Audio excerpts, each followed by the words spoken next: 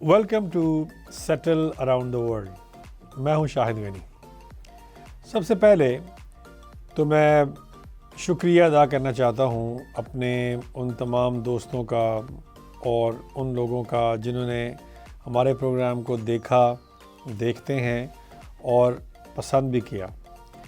हमने चूँकि ये एक सेगमेंट रखा हुआ है और हम इसको इनकरेज भी करते हैं कि अगर किसी का कोई भी क्वेश्चन हो और वो किसी भी तरह का हो जो कि हमारे प्रोग्राम के कॉन्टेक्स्ट में अगर आता है तो वो पूछ सकते हैं। तो मुझे बड़ी खुशी है ये देख कर के कुछ हमारे दोस्तों ने कुछ हमें क्वेश्चंस भी भेजे हैं और आज हमने ये तय किया है कि वो तमाम सवालात जो हमारे पास आए हैं वो चाहे वो कितने भी सादा हैं, बहुत सी इन्फॉर्मेशन जो शायद इंटरनेट पे मैसर भी होती है, मगर फिर भी हमारी ये कोशिश है कि उन तमाम सवालों का हम बखूबी जवाब देंगे। तो आज का ये जो प्रोग्राम है ये उन क्वेश्चंस को जो पूछे गए हैं उनके आंसर्स का है। तो शुरू करते हैं। सबसे पहले किसी ने ये पूछा है कि क्या यूके यूएसए से अच्छी डेस्टिनेशन है स्टडी करने के लिए स्टूडेंट्स के लिए। तो इसमें एक भी बड़ा अच्छा सवाल है और इसमें हम एक लाइट सा एक कंपैरिजन जो है वो ड्रॉ कर लेते हैं। वो ये है कि जब भी हम यूके की बात करते हैं स्टडी के लिए और इसमें मास्टर्स यानी ग्रेजुएट प्रोग्राम और अंडर ग्रेजुएट प्रोग्राम दो स्ट्रीम्स हैं। अब ये है कि जो अंडर ग्रेजुएट प्रोग्राम है उसकी ड्यूरेशन तो दोनों जगह पर ऑलमोस्ट एक ही जितनी है, मगर जो ग्रेजुएट प्रोग्राम है वो यूके में 1 साल का है, जबकि यूएसए में डिग्री प्रोग्राम 2 साल का है। तो यहाँ एक तो ये पता लग गया कि वहाँ पर अगर मास्टर्स करने जाएगा कोई हमारा स्टूडेंट तो वो उसको 1 साल की जो लिविंग कॉस्ट है वो बर्दाश्त करनी पड़ेगी, जबकि यूएसए में यही जो कॉस्ट होगी वो उसको 2 साल की बर्दाश्त करनी पड़ेगी। अब इसको आ जाते हैं जो एडमिशन का प्रोसेस है वो किस तरह से है। एडमिशन का जो प्रोसेस है वो इस तरह से है कि जब हम एडमिशन लेते हैं यूनिवर्सिटी में तो यूके की जो यूनिवर्सिटीज़ हैं वो इस बात पर एम्फसाइज करती हैं कि उनको जो ट्यूशन फ़ीस है वो एडवांस में पे की जाए, चाहे वो 50% हो 60% हो, जितनी भी है वो उनको एडवांस में पे की जाती है। फिर वो हमें वहाँ से एक लेटर देते हैं, इसको कैस कहते हैं, CAS यानी confirmation of acceptance for studies. फिर हम अपना वीज़ा अप्लाई करते हैं। अब हम आ जाते हैं यूएसए की तरफ। यूएसए में एक तो ये है कि वहाँ पर हम एडवांस में बहुत कम यूनिवर्सिटीज़ हैं जो फ़ीस डिमांड करती हैं। वो ये कहती हैं कि आप हमें थोड़ी बहुत फ़ीस दे दें जो आपकी जो हमारी एडमिनिस्ट्रेटिव जो कॉस्ट है वो उसमें पूरी हो जाए। अब इसमें वो $250, $200, $300, $400 तक वो ले लेते हैं और हमें वहाँ से स्टूडेंट को जो I-20 है वो इशू हो जाता है। अब इस I-20 के इशू होने के बाद हम सर्विस फ़ी पे करते हैं और फिर वीज़ा अप्लाई करने की पोजीशन में आ जाते हैं। अब दोनों का जब हम कंपैरिजन करते हैं तो यूके में कुछ अरसा पहले तक इंटरव्यूज़ नहीं हो रहे थे स्टूडेंट्स के। अभी उन्होंने ये शुरू कर दिया है कि वो स्टूडेंट्स के, सबके नहीं मगर कुछ स्टूडेंट्स के, वो भी इंटरव्यूज़ कर रहे हैं और वो इंटरव्यू खासा लंबा भी हो सकता है। मतलब उसकी जो ड्यूरेशन है वो 90 मिनट्स तक जा सकती है। और अगर हम इसके बरक्स यूएसए को देखें तो वहाँ पर भी इंटरव्यू है जो कि लाजमी है, मगर वहाँ जो इंटरव्यू की ड्यूरेशन है वो ड्यूरेशन जान के आपको खुशी और हैरत होगी, वो सिर्फ़ 1 मिनट, 2 मिनट, 3 मिनट, 4 मिनट या मैक्सिमम 5-6 मिनट से ऊपर का इंटरव्यू वो नहीं करते। वो कर ही नहीं सकते क्योंकि उनके पास इतनी लंबी लाइन है, क्यू है स्टूडेंट्स की कि वो इतना ही इंटरव्यूज़ करते हैं।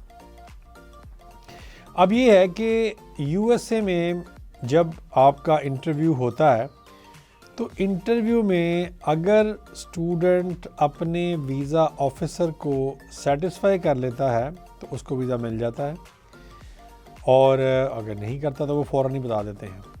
यूके में ये है कि आप इंटरव्यू दे देते हैं मगर उसके बाद वो आपको बताते हैं कि ये रीज़न्स हैं और हमने आपको वीज़ा दिया है या नहीं दिया। अब अगर हम ये देखें कि कॉस्ट इफ़ेक्टिव कौन सा है, तो यूके में ये है कि हमने एक तो अपनी जो ट्यूशन फ़ीस है वो एडवांस में पे कर दी। अब हम वहाँ पर जो IHS है जिसको कहते हैं इंटरनेशनल हेल्थ सरचार्ज भी पे करना है, वो भी हमने दे दिया, और फिर हमने अपनी एप्लीकेशन फ़ीस भी अलग से पे करनी है वीज़ा के लिए, वो भी हमने पे कर दी। अगर वीज़ा ना मिले तो जो IHS है वो आपकी रिफ़ंडेबल ही होती है। इसके बरक्स अगर हम देखें तो यूएसए में वीज़ा फ़ीस, सर्विस फ़ीस बिल्कुल नॉन रिफ़ंडेबल होती है, मगर ये उससे बहुत थोड़ी है।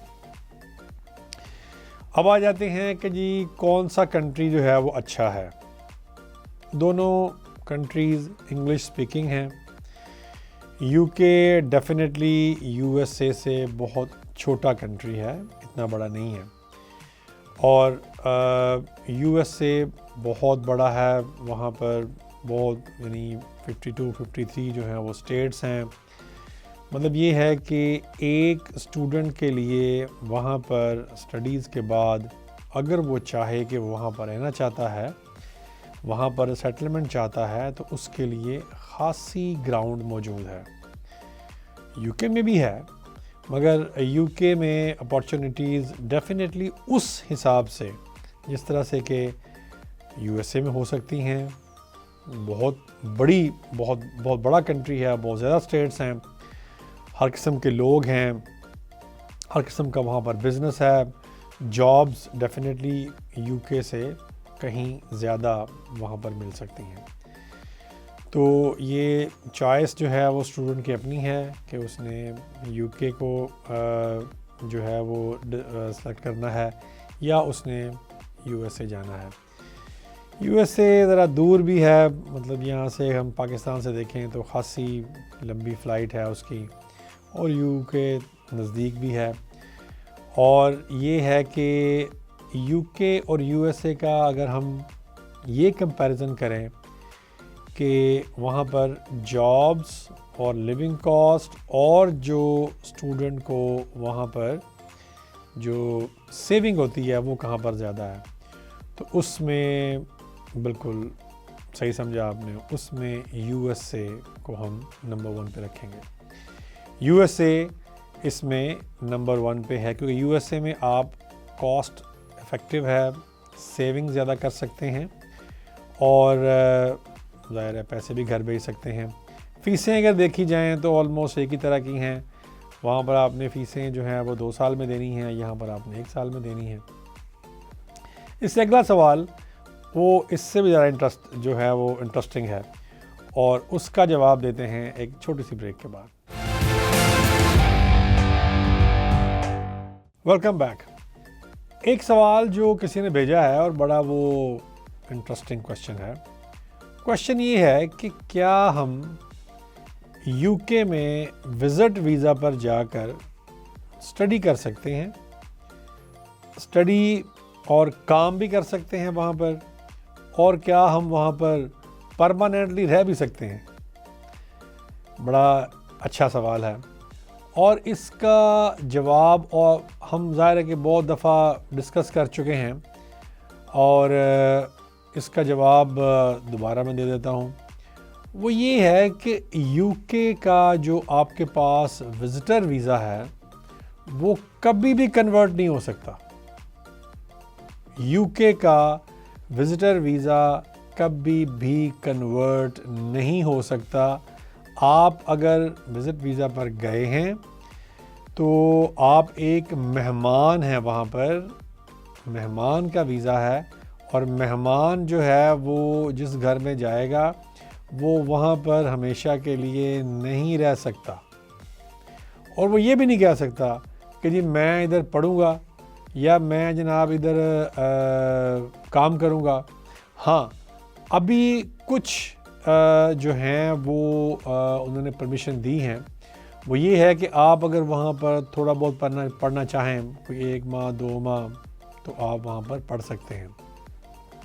इवन 6 माह तक भी आप पढ़ सकते हैं। और अगर आप कोई ऐसा काम करते हैं जो कि आपकी कंपनी या आपका जो बिज़नेस है वो पाकिस्तान बेस्ड ही है, मगर आप वहाँ पर जाकर वही काम को कंटिन्यू करना चाहते हैं, मगर वो ये काम नहीं है कि दुकान पर जा खड़े होकर सेल शुरू कर दी और वहाँ कोई चीज़ बेचना शुरू कर दी, इस तरह काम नहीं।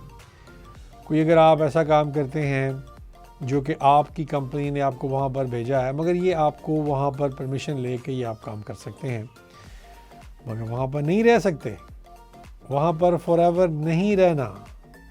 और आप अगर ये चाहें कि मैं वहाँ पर शादी कर लूँ और वहीं पर ही टिक जाऊँ, तो ये भी मुमकिन नहीं है। वहाँ पर शादी कर लें, कोई मसला नहीं है, शादी करके आपको वापस आना पड़ेगा, पाकिस्तान आना पड़ेगा, या जहाँ के भी आप हैं वहाँ पर आपको आना पड़ेगा। और आपको जो स्पाउस वीज़ा है या सेटलमेंट वीज़ा है वो लेना पड़ेगा, और वो ले के फिर आप वहाँ पर जाएंगे प्रॉपर एक तरीके से। मगर विज़िटर वीज़ा पर वहाँ पर बिल्कुल नहीं रह सकते, ये एक उनका कानून है। और इसको अगर आप वहाँ पर वायलेट करेंगे फिर क्या होगा, जब हम वायलेशन करते हैं तो फिर हमारे लिए वहाँ पर खासी परेशानी जो आने वाली ज़िंदगी में अगर हम वहाँ पर जाना चाहते हैं, रहना चाहते हैं, तो फिर वापस अगर आ गए हैं तो दोबारा जब जाएंगे तो फिर वहाँ पर आपको प्रॉब्लम आएगी और मसाइल काफ़ी सारे उसमें आपको दरपेश आ सकते हैं। तो इसलिए वहाँ पर विज़िटर वीज़ा के रूल्स हैं, रेगुलेशंस हैं, उनको फॉलो करना बहुत ज़रूरी है। अगला सवाल देखते हैं।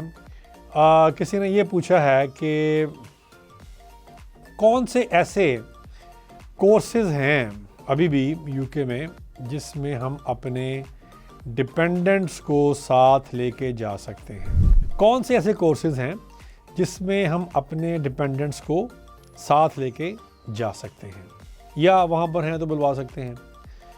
तो इसका बड़ा सवाल ये तो बड़ा अच्छा है, मगर इसका जो जवाब है वो ये कि आप अगर किसी ऐसे कोर्स में जो कि लेवल 7 से अबव है और उसमें चले गए हैं, और आपके कोर्स में या तो वो पीएचडी कोर्स है वो तो लेवल 8 का हो जाएगा, और या फिर उससे अबव है, या वो वाला कोर्स है जिसमें कि आपका मास्टर्स है मगर वो है रिसर्च बेस्ड।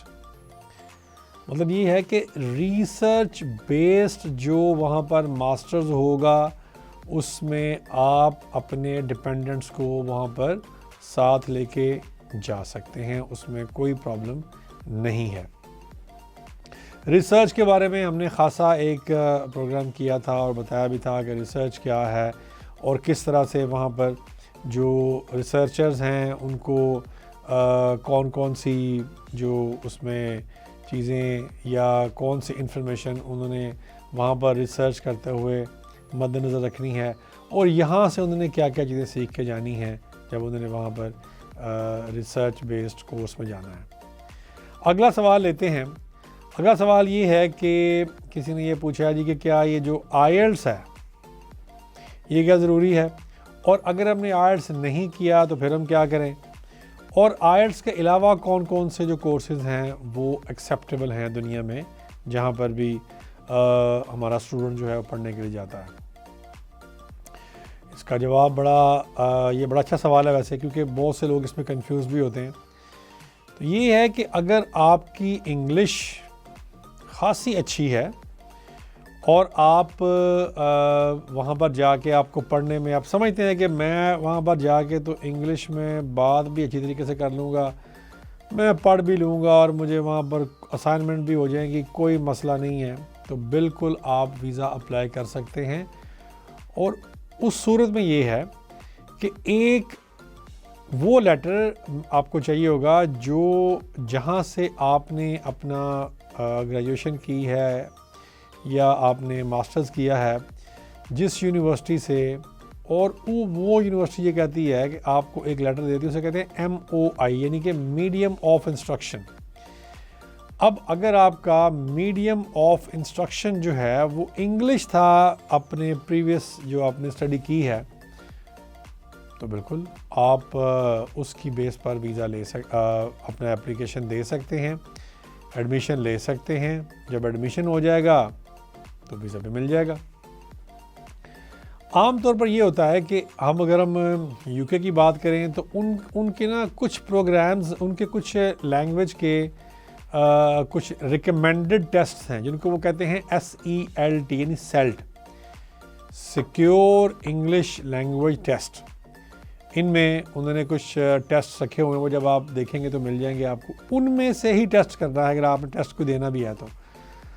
अगर आप ये समझते हैं कि जी मैंने तो आर्ट्स नहीं करना, मुझसे नहीं होता, अब ये समझते हैं कि जी मुझसे तो आर्ट्स नहीं होना और मैंने आर्ट्स नहीं करना मगर मैं कोई और टेस्ट करना चाहता हूँ, तो बिल्कुल सेल्ट में जितने भी प्रोग्राम्स हैं वो देखें और उनमें कोई टेस्ट भी आप पास कर लें। वो टेस्ट पास करेंगे तो वो भी उसी को उतनी ही उसकी जो उसकी एक्सेप्टेंस है, यानी B1 B2 और C1, ये सारे जो टेस्ट हैं, ये जितने भी आप जो सेल्ट के अंडर टेस्ट है सबका यही लेवल्स होते हैं, ये भी किए जा सकते हैं। MOI जो है वो बड़ी बेहतरीन ऑप्शन है, उसको अपनाइए और अपनी जो यूनिवर्सिटी है जहाँ से आपने पढ़ा है उस यूनिवर्सिटी से ये एक सर्टिफिकेट लीजिए और लेके अपना एडमिशन अप्लाई कीजिए, एडमिशन आ जाएगा। अगर आपका इंटरव्यू आ जाता है फॉर सम रीज़न तो क्या मसला है, चूँकि आप वेल कन्वर्सेंट हैं, आपकी अंग्रेज़ी बेहतर है, तो इंटरव्यू देने में भी कोई मसला नहीं है। इंटरव्यू में वो उसने क्या बातें पूछनी हैं वही पूछेगा जो आपने अपने फॉर्म में लिखी होंगी, जो आपके बारे में वो आपका वीज़ा ऑफिसर जानता होगा, यही बातें उसने पूछनी है। और एक सवाल किसी ने हमें ये पूछा है कि अगर जब मैं USA का इंटरव्यू देने जाता हूँ तो वहाँ पर वीज़ा ऑफिसर मेरे बारे में क्या क्या बातें जानता है और कौन से डॉक्यूमेंट जो हैं वो मुझसे मांग सकता है, या वो मुझसे कोई डॉक्यूमेंट मांगेगा ही नहीं, क्योंकि ये उसमें आमतौर पर लोग कहते हैं ना कि जो USA वाले हैं वो कोई डॉक्यूमेंट नहीं मांगते। अच्छा, इसमें एक चीज़ जो है ना वो बड़ी इम्पॉर्टेंट है, वो ये कि जो वीज़ा ऑफिसर है US एम्बेसी में बैठा हुआ, वो ये जानता है कि आपकी जो ट्रैवल हिस्ट्री है वो क्या है, और आपके बहन भाइयों के नाम क्या हैं, और आपके माँ बाप के नाम क्या हैं, और आपका अगर वहाँ पर कोई आपका कोई रिश्तेदार है जो USA में रहता है उसका नाम क्या, ये सारी इन्फॉर्मेशन हमने अपने DS 160 में दी होती है वीज़ा ऑफिसर को।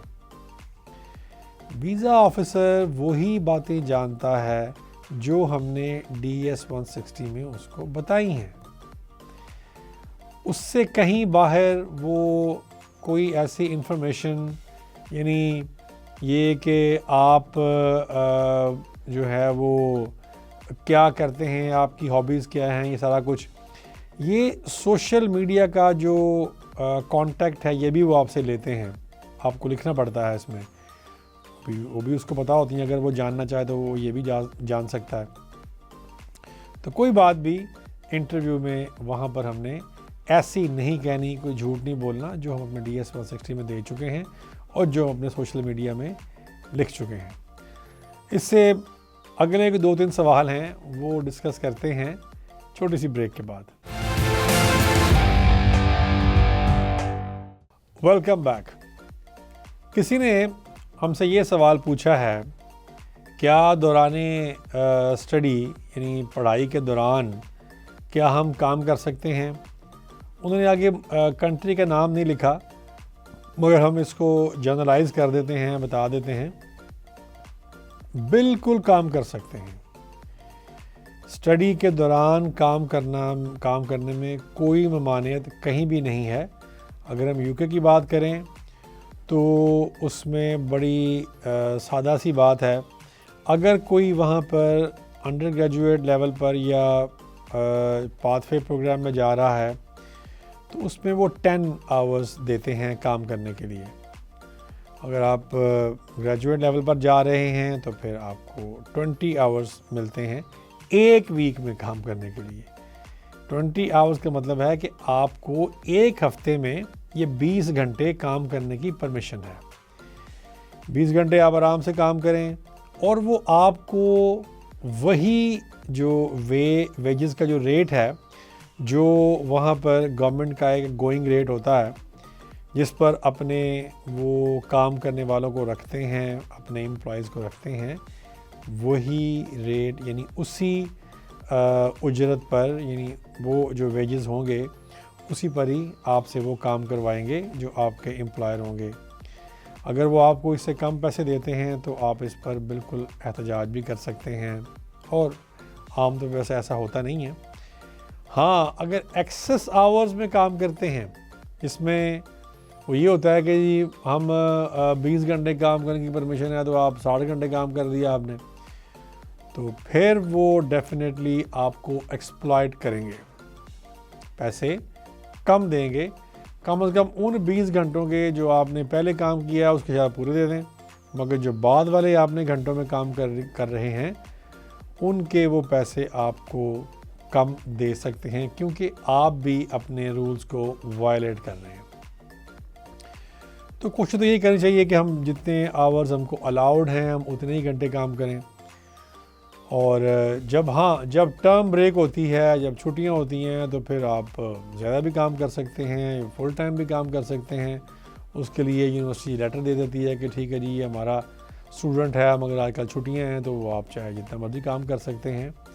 काम करने में कोई भी कंट्री आपको नहीं रोकता वहाँ पर जहाँ आप जा रहे हैं। जहाँ आप जा रहे हैं उन्हें पता है कि आप एक स्टूडेंट हैं, और स्टूडेंट के ज़ाहिर है काफ़ी सारे एक्सपेंडिचर्स होते हैं, तो वो सारे एक्सपेंडिचर मीट भी करने हैं, तो काम करने में वहाँ पर कोई प्रॉब्लम नहीं होती। अब एक और किसी ने हमसे सवाल किया है, वो ये कि जी क्या अगर मैं एक स्टूडेंट हूँ, मेरा इंटरव्यू आ गया है, तो क्या मैं इंटरव्यू उर्दू में दे सकता हूँ? बड़ा अच्छा सवाल है। तो जब इंटरव्यू की ईमेल आती है तो उसमें लिखा होता है कि क्या आप अपनी लैंग्वेज जो आपने लिखी हुई है प्रेफर्ड लैंग्वेज अपने वीज़ा फॉर्म में, हम उस पर आपका इंटरव्यू करें, या कोई आप अपनी लैंग्वेज चेंज करना चाहते हैं। स्टूडेंट से आम तौर पे वो इस तरह की बात नहीं पूछते, तो आपको इंटरव्यू उसी लैंग्वेज में देना पड़ेगा जिस लैंग्वेज में आपने वहाँ पर जाके पढ़ना है। अगर आप लैंग्वेज चेंज करेंगे उर्दू में, क्योंकि जो सवाल करने वाले हैं वो स्टूडेंट हैं, अगर वो स्टूडेंट नहीं हैं, यानी वो स्टूडेंट ना होते, वो अगर स्किल्ड वर्कर हैं, तो उसमें वो उन्होंने ईमेल में लिखा होता है कि आप अगर चाहें तो आप अपनी जो प्रेफर्ड लैंग्वेज है वो आप चेंज कर सकते हैं, और आप किसी और लैंग्वेज में यानी उर्दू में आप इंटरव्यू दे सकते हैं। मगर स्टूडेंट के लिए, अगर आप अंडर ग्रेजुएट लेवल पर जा रहे हैं, आपकी लेवल B1 है, तो वीज़ा ऑफिसर का भी पता है कि आप लेवल B1 पर हैं, तो वो आपसे B1 लेवल की ही इंग्लिश में बात करेगा। आपकी अगर लेवल B2 है तो वो आपसे B2 की बात करेगा। एक और सवाल किसी ने पूछा है कि अगर मेरा वीज़ा रिफ्यूज़ हो जाए, अभी पता नहीं हुआ है कि नहीं, उन्होंने वैसे लिखा नहीं है, अगर मेरा वीज़ा रिफ्यूज़ हो जाए, यूके की बात कर रहे हैं, तो फिर मैं क्या करूं? फिर मैं क्या कोर्ट में जा सकता हूं? तो बिल्कुल आपके पास एक रेमेडी है, उसे कहते हैं AR यानी एडमिनिस्ट्रेटिव रिव्यू। वो किया जा सकता है, और वो करने के लिए आप अगर वीज़ा ऑफिसर ने कहीं पर कोई मिस्टेक की है आपकी एप्लीकेशन को देखते हुए, उसको जब उसने उसको रीड किया है, अगर आपके वीज़ा ऑफिसर ने कोई गलती की है तो आप उसको एडमिनिस्ट्रेटिव रिव्यू में ले जा सकते हैं कि आप इसको, जो मेरी एप्लीकेशन थी उसमें जो मैंने बताया था वो ये बात थी और आपने ये समझा है। क्योंकि आमतौर पर ये होता है कि जो वीज़ा ऑफिसर है उसको कहते हैं ECO, यानी कि एंट्री क्लियरेंस ऑफिसर, और जो इसको रिव्यू करता है उसको ECM कहते हैं, यानी एंट्री क्लियरेंस मैनेजर, उसका बॉस होता है। तो ये जो बॉस होता है वो रिव्यू करता है और वो देखता है कि क्या वाकई हमसे कोई ऐसी कोई गलती हुई है, तो फिर वो उसको आपको कहते हैं नहीं कि ठीक है हम इसको रिवर्स कर देते हैं डिसीजन को, और आप अपना में जो डॉक्यूमेंटेशन है दोबारा जमा कराएं या पासपोर्ट जमा कराएं, हम आपको वीज़ा देने को तैयार हैं। किसी ने एक और सवाल पूछा है, वो भी बड़ा इंटरेस्टिंग है। वो ये सवाल है जी कि मेरा जो वीज़ा लग गया है, स्टिकर वीज़ा का मेरे पास मौजूद है, मगर कुछ वजह से मैं जा नहीं पाया और वो जो वीज़ा की डेट है वो गुज़र गई है, तो अब मैं क्या करूं? नया वीज़ा अप्लाई करूं या मैं इसी वीज़ा को किस तरह से अब मैं ट्रैवल करूंगा? इसका बड़ा आसान सा हल है। वो ये है कि स्टूडेंट को या जिसका भी जो लॉन्ग टर्म वीज़ा है, यानी जो स्टडी वीज़ा है, ये भी विजिटर वीज़ा नहीं होता। अगर विजिटर वीज़ा होता तो वो ख़त्म हो जाना था, वो उसको नया वीज़ा लेना पड़ना था, मगर ये विजिटर नहीं है, वो स्टूडेंट है जो सवाल करने वाले हैं। तो उनके लिए ये मैं बता दूं कि इसका जो स्टिकर है वो आप नया लगवा सकते हैं। इसकी एक प्रॉपर एप्लीकेशन है, वो एप्लीकेशन भरिए, उसकी फ़ीस पे करिए, छोटी सी उसकी फ़ीस है, वो पे करके तो आप जाके जो VAC है यानी वीज़ा एप्लीकेशन सेंटर में जाइए, वहाँ पर जाके इसको जमा कीजिए और अपना पासपोर्ट उनके हवाले कीजिए। वो आपको नया स्टिकर लगा के आपके हवाले कर देंगे आपका पासपोर्ट, और आप आराम से ट्रैवल कर सकेंगे। इसके लिए ज़ाहिर है कि आपकी जो यूनिवर्सिटी है उसकी रिकमेंडेशन ज़रूरी है। अगर वो आपको उस डेट के बाद एक्सेप्ट करने को तैयार हैं तो ये हो जाएगा। जब ये कोविड आया था तब इस तरह की जो रियायतें हैं वो बहुत ज़्यादा थी, क्योंकि जैसे ही किसी का वीज़ा लगता था तो वहाँ पर अगर लॉकडाउन हो गया या वहाँ पर कोई मसला बन गया है तो फिर उन्होंने ये रियायतें खासी दी थी और ये अभी तक ये चल रही हैं। एक और क्वेश्चन है जो किसी ने भेजा है कि लिविंग कॉस्ट के बारे में, कि लिविंग कॉस्ट जो है वो कितनी है और वो अगर उसका कंपैरिजन करेंगे तो कहाँ की ज़्यादा है, कहाँ की कम है। इसका वैसे जवाब तो पिछले सवालों में हो गया है, मगर मैं फिर भी बता देता हूँ कि अगर जो लिविंग कॉस्ट है, अगर आप UK जाते हैं, अगर हम UK की बात करें तो बड़ा शहर जो होता है उसकी थोड़ी सी लिविंग कॉस्ट ज़्यादा होती है, और अगर आप किसी दूसरे शहर में जाते हैं उसकी लिविंग कॉस्ट डेफिनेटली थोड़ी सी कम होती है। तो लिविंग कॉस्ट सिर्फ हमने दिखानी होती है अपने जो हमारी एप्लीकेशन होती है वीज़ा की, उसमें हमने ये दिखाना होता है एक बैंक स्टेटमेंट में कि जनाब ये मेरे पास 1 महीने से 28 दिन से ये पैसे पड़े हुए हैं और मेरे पास पैसे मौजूद हैं, मैंने फ़ीस दे दी हुई है, तो मैं वहाँ पर ये जो पैसे हैं ये वहाँ पर ले जाऊँगा जब मैं जाऊँगा, तो वीज़ा वो दे देते हैं।